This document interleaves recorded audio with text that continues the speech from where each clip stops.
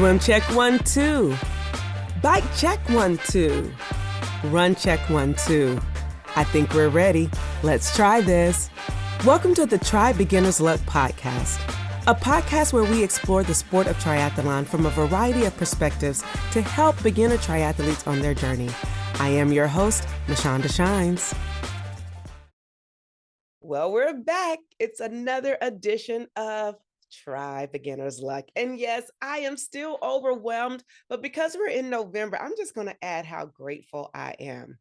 Grateful that I get to do this, grateful that you get to hear this, and just grateful for just life. Whew. Y'all, we are here. We're above ground, and that in itself is a miracle. It is a blessing, and I am super grateful for that. I do believe this time of year is probably my favorite time of year because people are the gratitude seems to just increase a little bit more, and people start to get happier because they know that the holidays are coming. But this also can be a very tumultuous time for those who have experienced loss, and I'm not immune to that either. Because this time last year, I probably wasn't as grateful as I am this year. But just thinking about all of the wonderful things that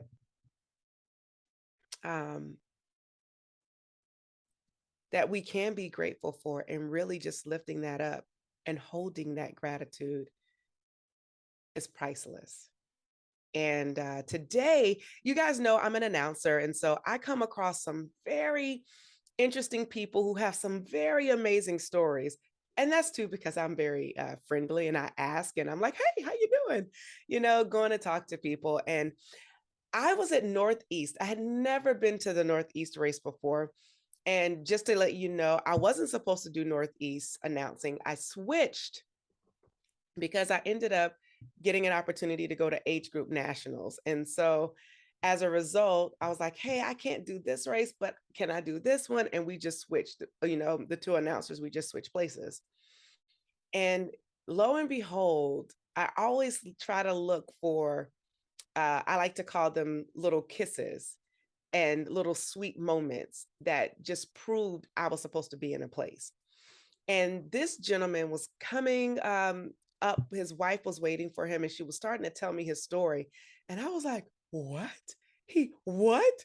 What? Like, okay, I'm going to tell you because you're like, Mashonda, tell us. Don't just say what. But this gentleman clinically died for 20 minutes. Let that soak in for just a second. You clinically die for 20 minutes. And people are surrounding you, having to resuscitate you. 20 minutes. So I said, oh, I need you on the show. Oh, that kind of rhymed. Oh, I need you on the show. Yes, I did. And let me tell you, getting this gentleman on, because he lives a busy lifestyle, wasn't easy, but it's definitely worth it. And I am grateful that I get to bring to you Mr. Eric Knox. Ooh, Eric, welcome to Try Beginner's Luck. Thank you. It's good to be here. Yes. I'm excited. Heck, I'm excited. Like, this is an opportunity, like you said, to share testimony. So I really do appreciate that. Yeah, like my platform is open, and I want to share great stories with anyone because sometimes we don't know how what struggles other people may face, and you sharing your story could be the one thing that inspires somebody to try again or to just do whatever it is that they love again. It doesn't necessarily have to be triathlons. Obviously, I want it to be, but just to do and move and keep progressing. And so Eric, let's just talk a little bit about your background. Like, how did you even come to be in this sport? Triathlon's kind of strange because I was in the Army, stationed in Australia, and I had played rugby for about on and off for about 10 years and was a power lifter. And coming up onto my 30th birthday, my back and my body hurt so bad from that lifestyle. So the rugby, as you may know, is a full contact sport with no pads. And the Aussies played pretty fiercely, even the amateurs. So uh, I had done that for many years, and I decided that the endurance sport would be better for me. And they had a triathlon team or league in the town that I was working in, and I put in for a membership and joined the team and started doing sprints and Olympic distance. This was back in the late '90s. When I came back to the United States, I made a goal. So we moved to Denver, Colorado, me and my family at the time. And I started running half marathons and marathons. And I made a goal somewhere in the early 2000s to do an Ironman for my 40th birthday. So this would be almost 10 years from when I started doing triathlon. So my first Ironman was in Coeur d'Alene in 2009. So um, and a lot has happened since then. But I've got an Ironman this month, November 20th, in Cozumel, Mexico. So that'll be my, I guess, I'm going to say my eighth Ironman, although two of them I didn't finish. So we'll call this. It'll be my sixth finish. So we'll go with that. So What? it's Okay. pretty crazy. Yeah, it's quite a history. What? What? And what? Yeah. So last year, when you and I were at Ironman Maryland, that was my fifth finish and my third attempt at Ironman Maryland. So the first two I didn't make, didn't finish. Uh, Bonked out at the run. So it's tough though. It's a tough sport. You knew I did Um, Ironman, man. you told me, yeah. Oh, You you said you were there, remembered. and You I remembered was from the cheering for you. conversation. I Yeah. finished at 16:07, and I sat right around and watched every last person finish. So I must have been there yelling and screaming, and my wife was ringing the cowbell when you finished. Oh I yeah. I guarantee mean, it was just a few people there. you. I mean, technically, it was 17-17, but the thing is I didn't quit under duress. And so the thing about Ironman is, like you said, that you attempted Maryland 3 times and did it last year. When you go out and do these races, they're not guaranteed, and you never know No. what you're gonna face that day, what you're gonna have to problem solve in that day. And for me, it took me a moment to get over it, right? Because you go through this moment of, oh my God, I didn't finish. Am I a failure? All this kind of good stuff. And no, no, not at all. And the fact that you're going to be in Cozumel, oh my goodness, I'm getting all fuzzies and warmies inside. It's going to be Oh, wonderful. I believe it will be wonderful. And I might just see you there. I might just see you there. Come on now. Yeah, the water's going to be 84 degrees, they said. Now, will the It'll temperature be be in good. the 70s? Now that would be I ideal, said but it. it would be high It'll be a little 70s. warm. Okay. Okay. Yeah, Okay. it'll Well, be a I little know warm. the people don't want to hear us talk about what's going to happen on November 20th, although they might. But wow, you set these goals for yourself. You change from doing a more contact sport of rugby, you come into the endurance, and you're still doing endurance. Take us back to your very first triathlon, because here at Tri Beginners, like obviously our audience wants to hear about those good stories of what happened when. So if you can take us back to your first time of doing it, when I think you said you turned 30, that you wanted to For do my this 30th race birthday, yeah. for your 30th So birthday. So take us I had back made a there. plan. I made a plan beforehand. This is what I love about triathlon, and pretty much everything you're going to succeed at in life. You've got to sort of think about it ahead of time, usually, to really expect success. I think that I started about 6 to 10 months early. Had just a mountain bike and a pair of old running shoes. At the time, I was serving in the Army, and I needed to lose some weight. So I lost about 70 pounds in 6 months. Uh, so went on the Weight Watchers diet. That was a fantastic, points counting. Just a really good, you know, effort to exercise 4 or 5 days a week and eat well. And of course, 6 months later, I did my first sprint. I still couldn't barely swim. It's in the local pool, and you could walk that pool. So it was like barely 4 feet at the middle. So if you if you were struggling, you didn't have to swim the whole thing. Thank God, thank the Lord. I'm gonna say that right now because I don't know if I'd have made it.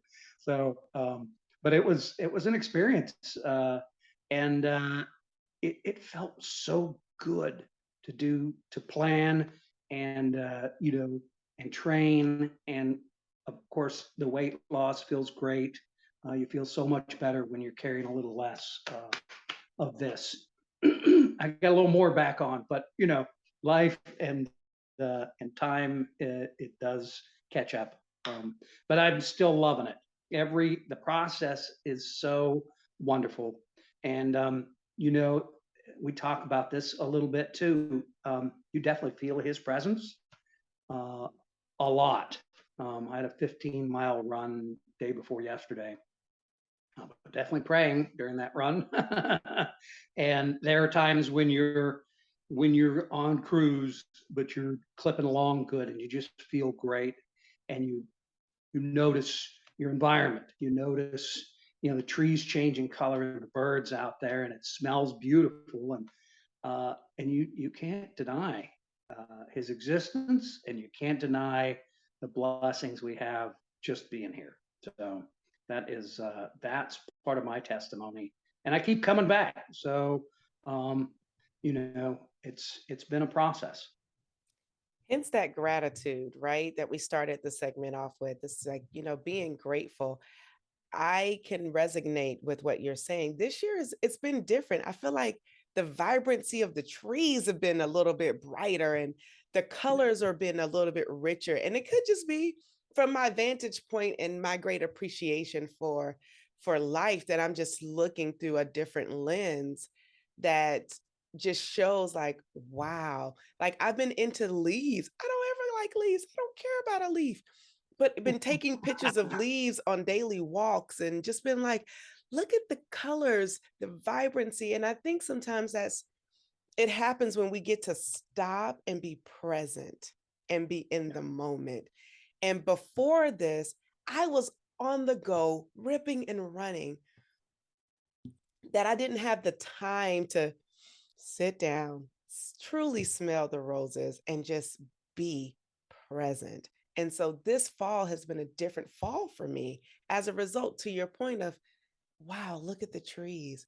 Wow, was this always here? I don't ever recall seeing this. And so I totally resonate with that.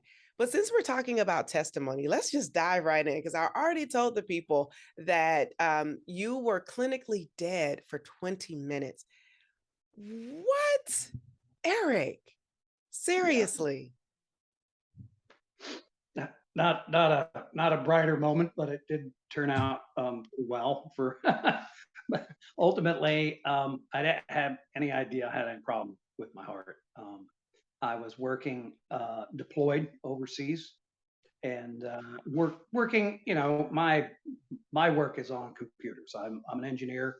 I've got a master's in computer science, and I help them with information and information systems and computer systems.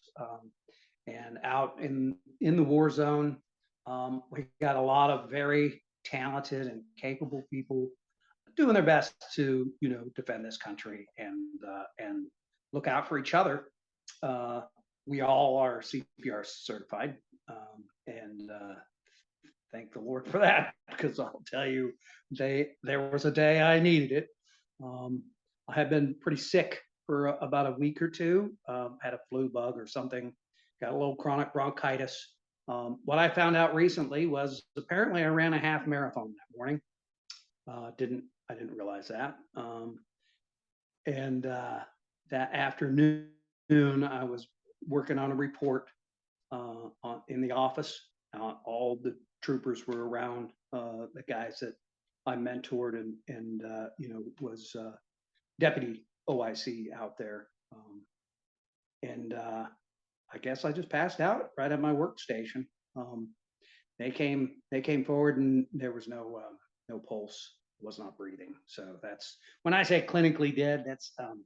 That's sort of a tongue in cheek, but that's exactly what it means. You're not biologically dead because that would mean they're going to cart you off in the body bag. But in this case, they gave me CPR.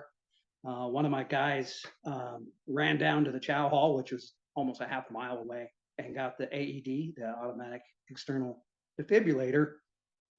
He must have been sprinting, dead sprint, because he got it within a few minutes. They put that on me. It shocks. It tells you when to shock. It shocked me 3 times. And they got me. They got the medics there. Got me on the ambulance, and I think I got another shock, is what I was told. So I don't remember anything except waking up in Landstuhl Germany Hospital about a week or so later. So chances are they put me in a like a semi-comatose state to make sure that I stayed stable for the trip out of the war zone. So that's pretty common. What's uncommon is I lost a lot of memory, and I rekindled my love for Jesus and for the Lord. I really, born again as a kid, as a teenager, but time and a lot of battle wounds later, you sort of maybe just lose that fresh outlook for your relationship with God. And that near death experience changed me a ton. There was a lot of things going on. Divorced my wife of 28 years at that time. She had separated from me a year earlier, but we were still, living in the same house, and had kids and grown children in the house. So I have 3 grown kids in Colorado with 4 grandkids out there. So, and my new wife, Becky, who you met, has 2 grown children and 3 grandkids here. So we got 7 plus another step. So that's 8 grandkids between us. So talking about joy and being blessed, that every day, that is what we live for. So that's Wow.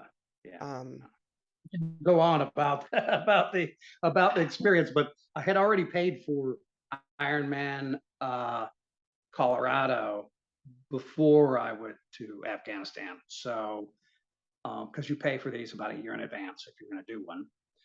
At the time, I was running marathons, sub 4-hour marathons regularly. So I've done 20 marathons, and half of those were sub 4 hours. So I actually used to get out and run a little bit. So in any case, I went ahead and did Ironman Colorado in 2015, 9 months after my heart attack. So, and I want to say my doctor was 100% behind me. Said the athletics and the sport of triathlon had nothing to do with my problems with my heart. So a lot of anxiety and stress and getting sick and having a bad, chemical imbalance, some cholesterol and some, odds and ends. And I used to smoke, believe it or not. So I sure don't anymore. There's a lot of blessings that have come with this. And it's almost 8 years down the road, 8 years since my heart attack. I have not had any problems with my heart. So I do watch it, and I definitely see my cardiologist every year and take medicine. And of course, we stay in shape through triathlon. And the best part about swim, bike, and run is you're not constantly doing one thing all the time. So I'll put a little plug in for a triathlon because I love it. And if I'm tired and I've got a little tendonitis in my Achilles right now, tomorrow I will swim and bike instead of run. So works really well. So I never have to worry about a repetitive injury that just won't go away because I can always work on the other things. So that's a good thing. Eric, wow. Um, 9 months after you were pronounced clinically dead, you overcome to do Ironman Colorado, which they don't do anymore. I didn't know they canceled that one. I don't know. It was a tough one. I I can don't tell you think that. they do that one anymore. Well, at least I don't know. Well, don't give me the line. I don't know. But wow. That's That's the the very first time I swam 2 miles without a wetsuit. the Was insane. determination, and the drive, the tenacity, the perseverance. I applaud you. And I can see how you said you rekindled your relationship with the Lord. And I guess Oh after yeah. experiencing something like that, it definitely puts things in perspective and it's like, hey, hold on, let me get my whole life together. Like I literally just lost it.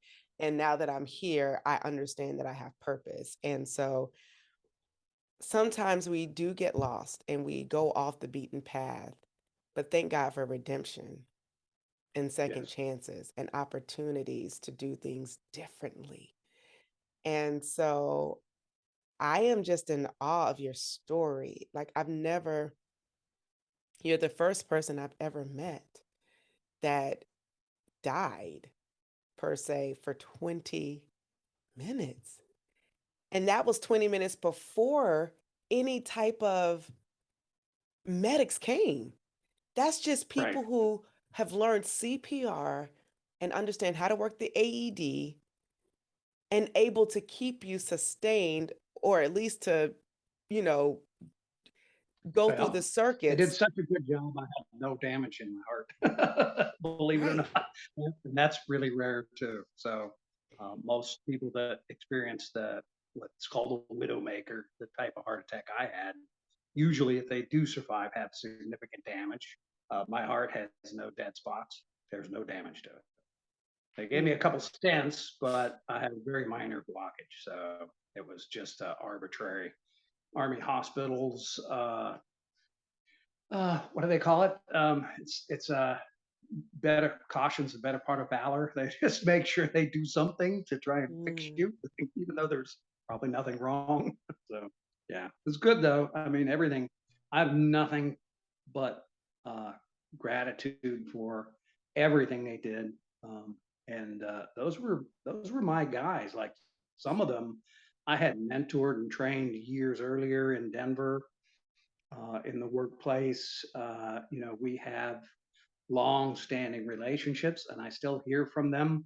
Uh, we went out. My new wife Becky and I went out to Hawaii for our honeymoon, and one of the guys that helped transport me and help with my CPR was stationed in Hawaii, and we met up.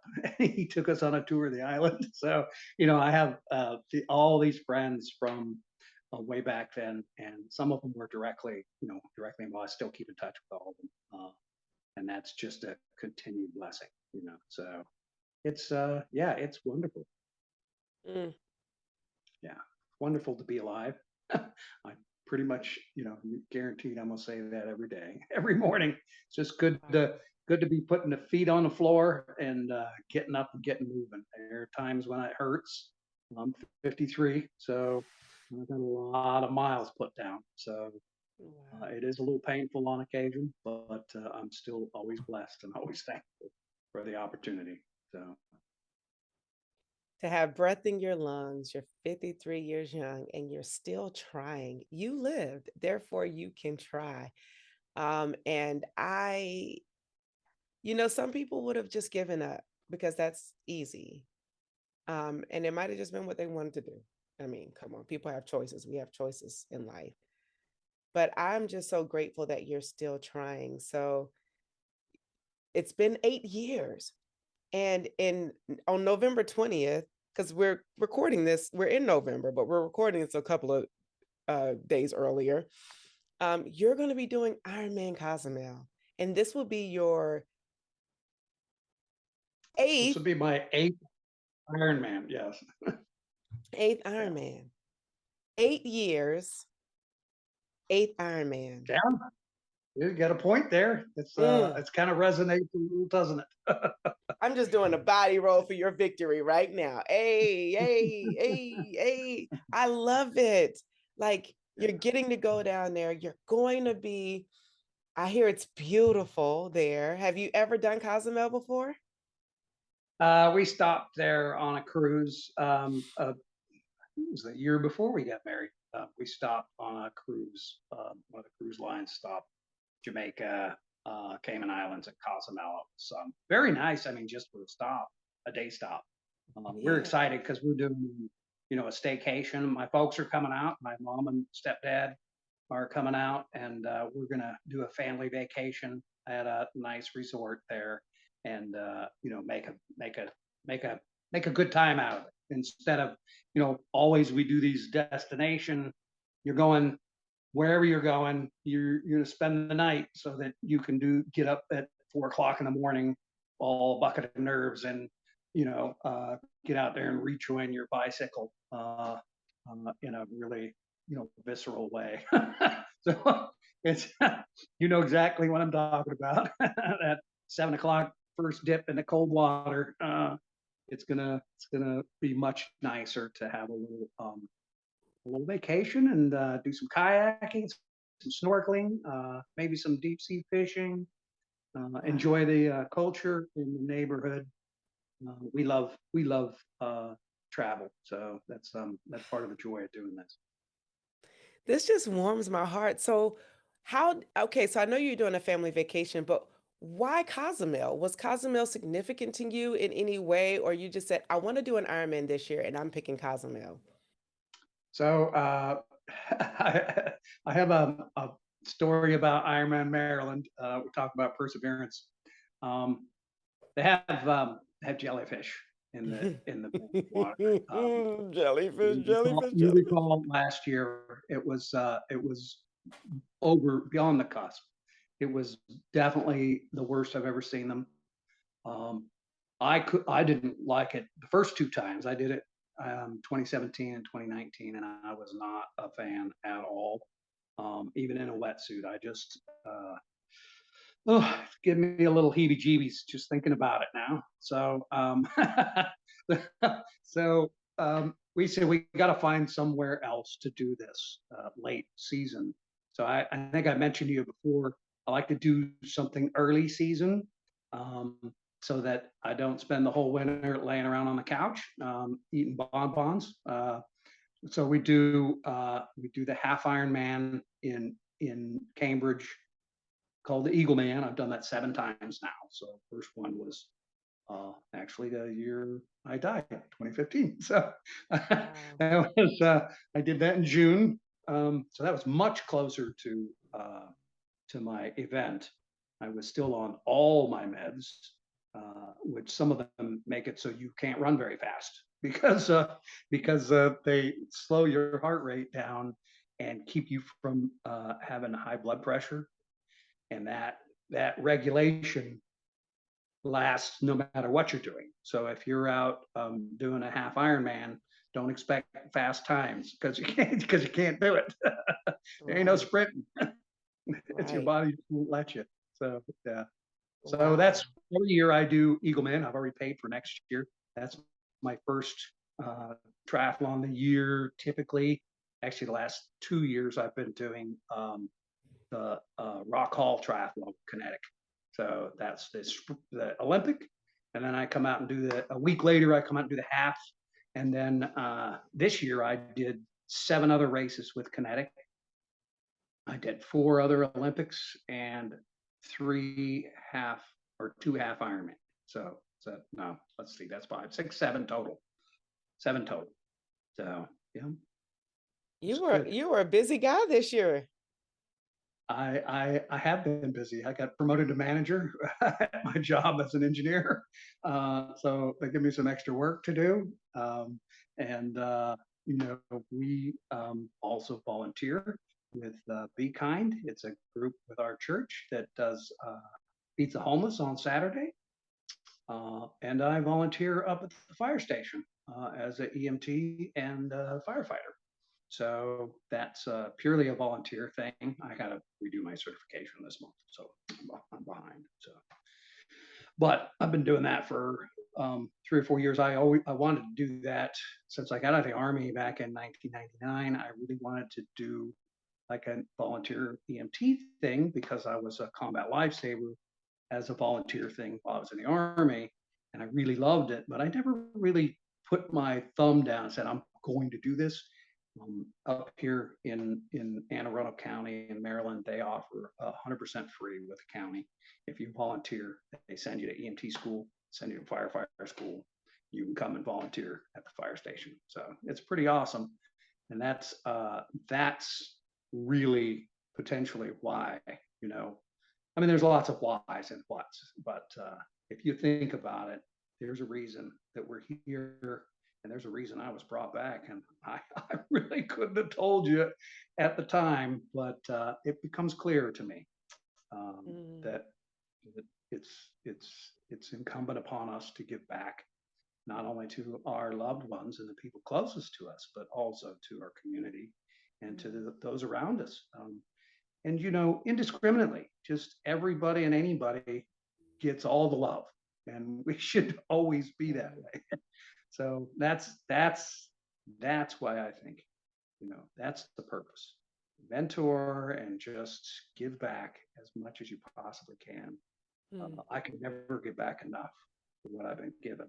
So they get everything I got. I'm gonna just keep on going. And I'm blessed. Yeah, I'm blessed in many ways. Just an opportunity, like I said, to get up in the morning, and I thank God every day, and thank my beautiful wife Becky for. So we are high energy. We definitely do not slow down around here. I'm in a master's program, my second master's degree for systems engineering. Um, and you know, work 50 hours a week, volunteer, and we find time to take the grandkid out to the pumpkin patch over the weekend and go watch his football game. And yeah, so you know, it's all great. I love Um, it. Wow. So you stay active, which is good. You know, you're constantly doing things. I want to bring us back into to the tri space. What's your favorite distance? Because you've done all of them. You do sprints, you do Olympics, you do halves, you do fulls. So where is it that Eric likes to just bang out and that's your happy place always? the half is almost too long, but the Olympic is almost too short. So I guess that's the dichot. That's kind of the funky spot, right? Uh, I love me some 10-mile runs, definitely, and I'm really fond of 40, 45 mile bike rides. But when you start tying in a 1.2 mile swim with a 56-mile bike and then add a 13-mile run at the back end, it's tough. That's a Hmm. long day. I finished the Waterman's in 7:49, so I finally cracked 8 hours this year. It was brutal. It was rough. You Had did a little weather Waterman's out there. too. Yeah, we had a little weather out there. I've been trying to tag some, so I DNF'd down on Patriots. I did not finish the run, so I've been trying to tag a late season half because this is important in my brick, you know, building. You take a brick at a time to build your building, Right. and the building I need to build is the one that I'm going out and successfully finishing Ironman Cozumel in 16 hours. That's my penultimate. That's where I need to be. So I'm not sure I'm right there yet, but we're gonna put the headspace. Wow. Praise God, right? Yeah, so through Him, all things are possible. That is Absolutely. no question in my mind that is true. Um, a lot of people might not feel that quite so close to home as I do. Um, I've been banged upside the head with that a few times. That just to say, Eric Knox, don't you ever doubt what I can do through you. See, so used to be, right? 15, 20, 30 years ago. I used to think it was me. It was me that did all these things. Turns out it's not me. It's you've heard the term 90% mental, 10% physical. But that's that in that 90%, it's spiritual. That's where the Lord is right there on your shoulder. And if you want to be an inspiration and do the right thing, and well, even if you don't, He loves you no matter what. So I tell we got some youngsters in that they question, and I said, well, it doesn't matter. He loves you no matter what. So Absolutely. when you're ready to come around, He'll be there for you. It might be when you're 90. Doesn't matter. He's always going to be there for you. So that's the thing. Me and my crybaby self. I I'm just sorry. no, you don't have to be sorry. I'm just, just so in awe, because you're I'm a right. little, Some I'm a people little, don't understand and they don't have to, right?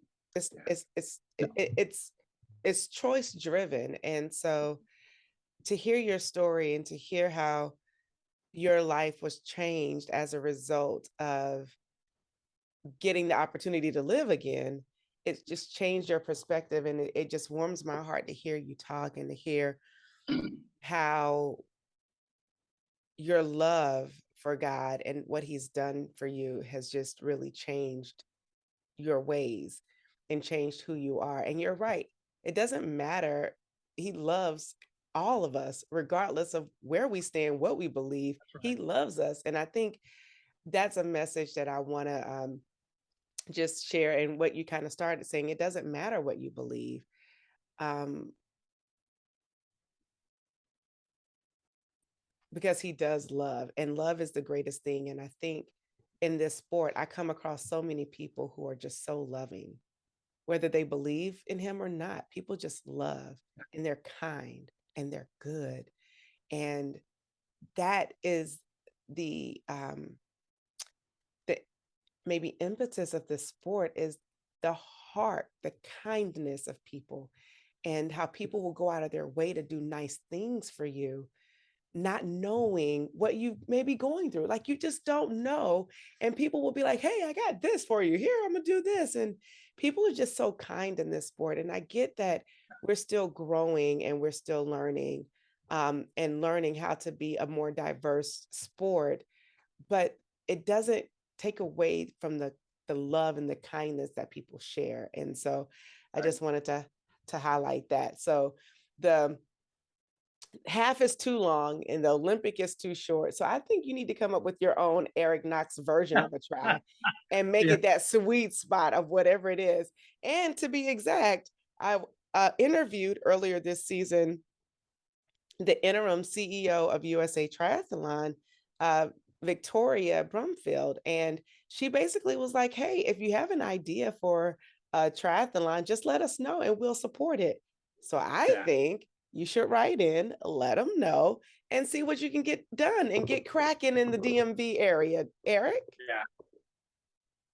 I say Yeah. do That'd it. be fun. Yeah. So Well, I when, mean, it's funny that we go back through and hash that over, but I'm still doing Ironman every year. So if a half is too long, an Ironman is twice that. So that's the humor where I don't put my feet where my what is it? I don't know. Put your money where your mouth is. mhm. Uh, I also have prepaid for Ironman Alaska next year because I really want to go to Juneau and do an Ironman. So that's it. I lived in Fairbanks for a couple of years when I was a teenager. So I'd love to go to Juneau and do an Ironman. So I'll be up there next August 6th. The crazy things people say and do, like, if yeah, you're right. If the half is too long, you're doing a full every year. But guess what? You live, so therefore you can try. That's all I have to say. And what is your least favorite leg of the sport? Uh, that's It's tough too because I used to be such a avid runner. Never was really super talented, but I love it, and I still like running.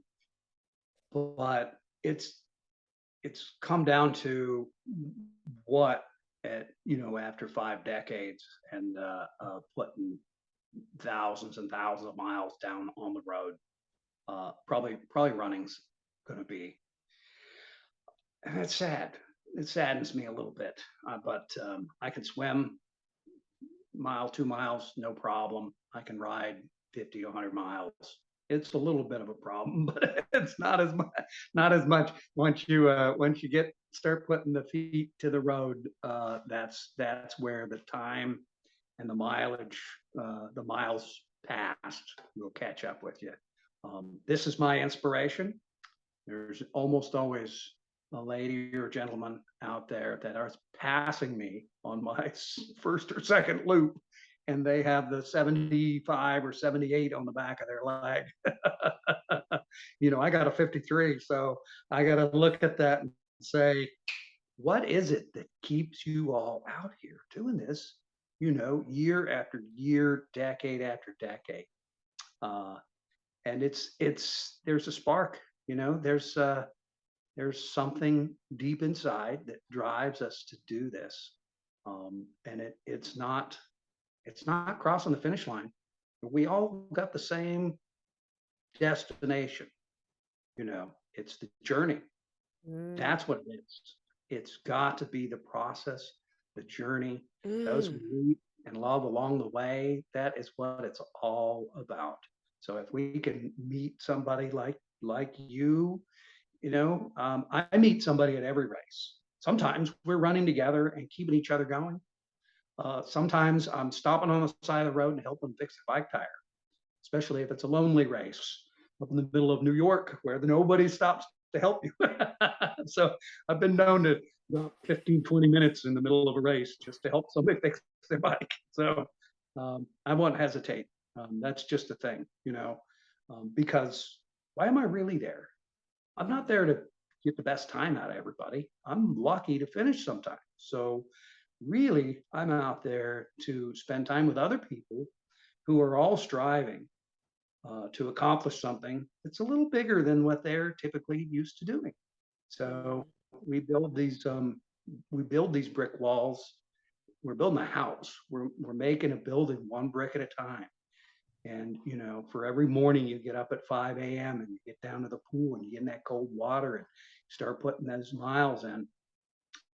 They don't they hurt, but you're putting that brick down on that foundation and you just keep on building. So, and the house is not for you to admire, it's for you to share with everybody. So that's what I think. So I got an analogy for every thought. So Listen, you got all the wisdom here. I just sat back in my seat like, yes, I never thought about it. Okay. Even with what I thought was a disappointment for myself at Maryland last year, and those 17 minutes I felt like haunted me for a very long time. I knew that it wasn't my finish line, right? And it wasn't until later. But what I did enjoy was the process. And I don't never like nobody's process. I don't like process, but I enjoyed training. yeah, And the training was where I think that's where the magic happens. And then the race day is where you get to celebrate all the hard work and you get the quote unquote medal at the end for the reward. But it truly is the training. Is you can't you cannot try alone. that's true. I mean, you I can train alone a race, lot, you but can I don't train train. alone, but you cannot try alone. And it just hit me in this moment that even if you are training and you're keeping it maybe secret, you know, you still need people. You have to ultimately call people, get people on board to help you. Like, you really can't try alone. And it's the journey, because in the journey is where the character is built, especially when you're doing an iron distance, right? Like Yeah. you, it's the character building, and that character building can be transferred to life in so many different ways, like in work.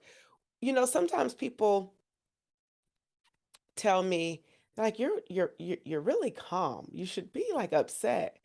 And I'm like, for what? What? I Yeah. mean, you don't want to see me upset, number one. That's not a good Mashawn that you want to see. And number two, you should really be grateful that I'm choosing not to go off because I can. So I just be like, Yeah. especially if it's at work, it's work. I get to go home. I get to leave this where it is. You know what I mean? And so I didn't think, thank you for opening my eyes and my mind to understand why the journey, because it's those long, when you're out there riding where it's just you and your ride and you get to work through things through your mind, through your brain. I mean, yes, therapy is good, guys. So check out therapy, but also a long ride, a long run, just where it's just you, the pavement, if you listen to music or a podcast, but it is the journey and the incremental build. And even through the journey, I don't know about you, but I know sometimes when you're going through training, you have moments where you just completely break down. I do. Yeah. Yeah. I've been a little tearful a few times out there. Whenever I Yes. start feeling sorry for myself, though, I always think about what I've got to be grateful for. A lot of people that struggle and have a lot worse have not been as fortunate as I've been. So Yeah. I feel very lucky. Yeah. Oh man, yeah. I feel like I've been on such a tangent today. And this has been good to me, Eric. Like, not everyone gets an opportunity at a second chance at life. And I know the redundancy of what I'm saying is people are probably like, shut up. But I'm just in awe that you keep going and you keep challenging yourself year after year after year after year. And that to me is the epitome of running the race that has been set before you and not getting weary and being Oh yeah, I steadfast. know it's a weird time, but you're I right. mean, you It is. get weary, Yes. but you don't stay weary. But my I goodness. know that there's a little bit of. So one of the questions I had in my mind was how are we called? I've always asked that. I've been told since from a young age that the preacher's been called, and I can respect that. I can accept that pretty easily. But I know that we're all uh, wonderfully and uniquely created. We're 100% unique in our purpose and our reason for being. Each and every single 700 or 7.5 billion of us, we all have that unique thing. Um, and so our purpose is unique. Um, Hmm. and I never, so I, it's to articulate how you understand your purpose is to sort of devalue the discussion. Uh, but to grasp or try and reach towards that, we are called, every single one of us, and um, what we don't know is how to listen. So this is this is that final piece. So of course, I have three grown children, and they ask, Dad, what am I supposed to do? They've asked that many times in their life, and I said, well, what do you want to do? Because that's what gives you joy. That's what's in your heart, and that's where you're being called. The Lord, He's got that for you, and He's given us this gift to already know we're born with this. He knows every hair on our head from before we were born. It's That's how intimate His love and knowledge is for us, and all we have to do is listen, and that joy is where you're called. So if it's one thing, if it's five things, it's 10 things, if it's 100 things you want to do and you have joy in those things, do them all, every last one of them. You got a bucket list, go do that bucket list. You want to jump out of an airplane, My wife and I jumped out of an airplane a couple times. Jump off a cliff, make sure it's safe, but go do that too. Swim 2 miles in the ocean. Yep, with jellyfish. All right, do that too. It's we are called, and that if I was going to close up with something, I want to tell everybody that listens, the Lord loves you no matter what. He has a purpose. There's a reason for you to be here, and don't expect him to talk to you face to face, although it's highly likely that does occasionally happen. Uh, but you listen to what's in your heart, because that's where he talks to you. And the thing that you have joy and that brings joy to others is probably the highest pleasure that he could get out of what we do, is that we're following our purpose. And some of that is getting out here and doing triathlon for you and I. And some of that is any one of a billion, 7.5 billion different things, right? So um, it's it's all a big community. It's symbiotic. We're meant to do that thing that works with everybody else too, and become a big, wonderful community. We got our community of triathletes. So I got my beautiful wife. She's my number one supporter. She's at almost every triathlon if she's not working. She's a hardworking county employee, but she's there all the time. She's backing me up out there in the rainy days, the rough weather.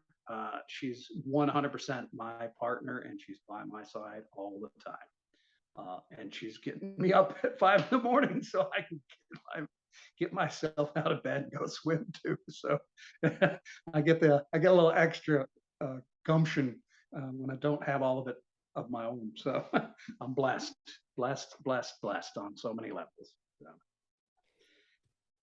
Way up, I am blessed. I always have a song for everything. And Mhm. I just want to agree with you. Doing triathlons is a joy. There are some people who do it and they're doing it for a different prize. But like you, I get to do this. Meaning I get the opportunity to do this because um, it's, I think, just what I'm supposed to be doing and to bring joy. You know, I I am a competitor. I am very competitive. Let me be very clear. I just choose where I choose to be competitive at, right? And I choose my limitation, or I choose and decide where I want to be more competitive at. Like if this is bowling or something else, but trying is such a joy for me. And my thing is, I always want to have progress and get better because Yeah. I know that if I'm getting better and better, then that means I'm getting literally better and sweeter. And it's an opportunity to savor the moment. Because some people can just go so fast and they cap out and then it's injuries. But the opportunity to get to do this and to keep doing it, it's a gift. To try is a gift. And some people are very fortunate and they haven't had to overcome a lot to get into this sport and they haven't had to struggle a lot. But for those who have struggled, we look at it a little bit differently and from a different vantage point. And so I am just so grateful that you mentioned those things because I think that's important and just important to remember that when we all do have a call, and that call could be just as simple as trying, like doing three disciplines wrapped into one sport, three Yeah. disciplines, one sport. If you get it, you got it. If you don't, it's okay. However, what I will say is it has been a joy. It's I'm been a definitely down with the pleasure. Trinity. So. What'd you say, Eric? I said I'm down with the Trinity. Well, what I will say, Eric, it's been a joy to have you on. Thank you for sharing your story. Again, I love to share stories. If you want me to share your story, send us in. We all have a first time story and we all have a story. This happens to be the season of overcoming. And I got that maybe in August. It was just like people need to hear stories of overcoming. And literally, people have uh, come into my life where I get to share their stories, and I don't believe it's by happenstance that when I decided to do this season to be about a season of overcoming, I met you through your wife as she was waiting for you to finish. And I do believe when we start to become in a flow, things will just happen like that, and you'll continue to meet people. And so Yeah. I'm just really excited. We're going into this is our second year. We celebrated our first year, so we're going into our second, and I am just so overwhelmed that I again get to do this podcast. I get to try, and I get to bring on amazing guests like you, Eric. But I can't let you go before we do a little bit of rapid fire. Are you ready? Okay. Now, you're a talker like me, so rapid fire, quick. Got it? I think so. Okay. Let's do this. Or I should say, let's try this. All right. What's your favorite thing overall about triathlon? The journey. And you said that earlier, so I should have been listening. But I did listen. But anyway, where's your favorite place to bike? Eagle Man. The marsh. I'm sorry, I can't remember what it's called. Down in Cambridge, Cambridge? Yeah, where the Eagles are at. Yeah, that's right. Where the Eagles are at. What is one thing you always carry with you to any race? My camelback. I carry every race. I'm the camelback guy. That's right. Say that is a necessity. I need my camelback. Okay. At the end of a race, are you a beer, wine, water, or soda person? I do water first and then beer. So Priorities, definitely. hydration priorities. I love it. Are you a transition minimalist, Goldilocks, where everything has to be just right, or your kitchen sink hoarder, bring everything? Kitchen sink. So, my kind of guy. I'd rather have it and not need it than need it and not have it. Absolutely. What is your favorite post? Oh, go ahead. No, you go. What is your favorite post-workout food?